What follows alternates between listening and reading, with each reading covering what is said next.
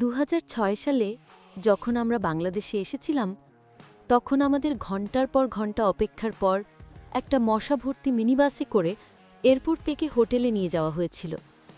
বিকেলে খেতে দেওয়া হয়েছিল মুরগির পা। বাংলাদেশে পুরো অভিজ্ঞতাটা ছিল ভয়ঙ্কর। ২০০৬ সালে বাংলাদেশে খেলে যাওয়ার অভিজ্ঞতা এভাবেই বর্ণনা করেন হংকং জাতীয় দলের সাবেক ফুটবলার জেরাল্ড আম্বাসা। ১৯ বছর পর আবার সেই হংকং আসছে বাংলাদেশে। সেবার এত খারাপ অভিজ্ঞতার পরেও ২-০ গোলে জয় পেয়েছিল দেশটি। এবার কি হবে? হামজাদের প্রতিপক্ষ হংকং এবার কতটা ভালো দল? আগের ম্যাচের কথা যেহেতু এলোই, দুই দলের হেড টু হেডের কথাই বলা যাক।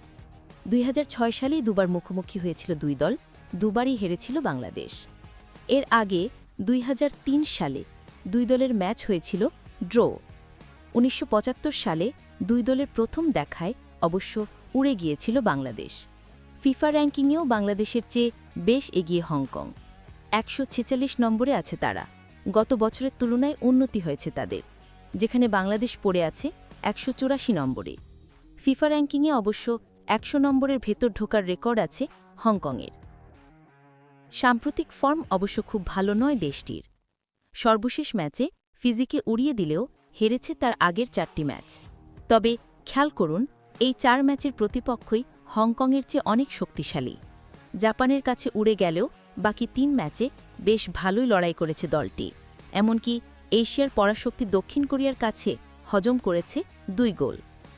এই মুহূর্তে বাছাই পর্বে এই গ্রুপে হংকং আর সিঙ্গাপুর ৪ পয়েন্ট নিয়ে আছে উপরের দিকে। ভারতের বিপক্ষে একদম শেষ মুহূর্তের পেনাল্টিতে করা গোলটা হংকংকে এনে দিয়েছে জয়। অন্যদিকে ১ পয়েন্ট নিয়ে বাংলাদেশ আছে নিচের দিকে। হংকং দলের বর্তমান কোচ অ্যাশলি ওয়েস্টউডের অধীনে সাম্প্রতিক ম্যাচে কঠিন প্রতিপক্ষের সাথে হারলেও ফিলিপাইন ও মঙ্গোলিয়াকে আবার হারিয়েছে তারা। পরিসংখ্যান আর ফর্ম বলছে হংকং দলটা ভালো, কিন্তু আসলে কতটা ভালো?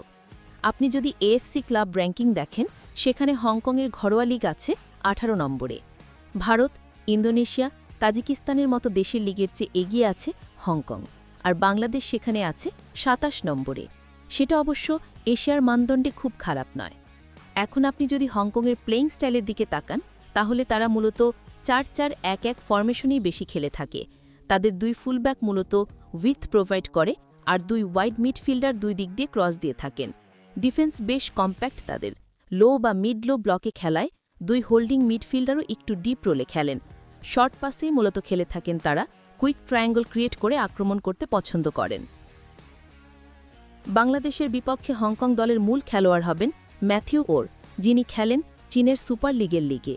ক্লাবে যদিও তিনি নিয়মিত নন, তবে তার হাইট মাথা ব্যথার কারণ হতে পারে বাংলাদেশের জন্য। এয়ারে বাংলাদেশের ডিফেন্ডারদের দুর্বলতা তো সিঙ্গাপুর ম্যাচেই দেখা গেছে। গোলকিপার ইয়াপ ফ্যাং ওয়াই খেলছেন অনেকদিন ধরে। অলিভার গেরবিক সেন্টার ব্যাকে বড় ভরসা।